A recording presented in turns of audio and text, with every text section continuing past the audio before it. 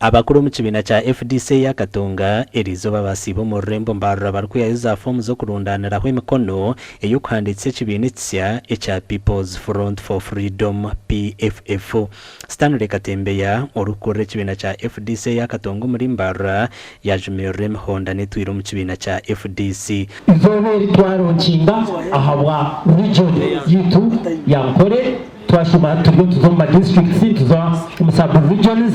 nkore ni the sub regions zibiri in western kore iyi ni ka chairperson twine eastern kore na yeje kushangwa iyo chairperson wito mwami Katembeya twicerezana ngo twurgaha iyo nkore twenda 100%. Abarkwenda kushubura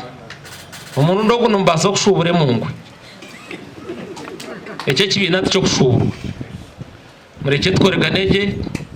n'abanya-Uganda tubasegure ngo twagihindura kandi twakora kurungi. Abantu ba PFF ni bingi in fact abantu ba health abantu kubaswa ne cyo baseninga zabo so umwe police n'abantu abaryo ko bakwende fomu zinyoka atabambanyemereza ngo fomu zirai so umuntu atakora inshobe akahasayininga ibintu abantu bitakumanya ngo abo guninga girlfriend wawe nari niki hatu bintu kasisikara nari because no nakuchiza no this is a serious matter. Basebana banyabo ababino bwire bwo kwezi kumwe konka okuba barundi n'emikono ebicweka bishato harebina bya za districts ziri mu Uganda okwicerizubwa kwanditse kibina cyabo dero babone kweta bo mukarura karwije 2026 kinga oku collectinga twena babire bari yakatsikwa abukiko bukuru bwa FDC turi ba delegates tukinumura tukine umurimo mukuru bakudizolvinga FDC so takakora shibatuka signing mpaprebi tukunda positions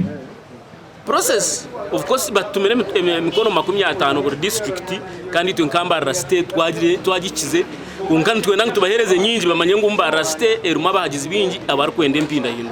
Ekibina cha FDC kitwire mentaro na no kwebaganisamo kandi hataba Katonga bashaziremo kwanditse kibinetsya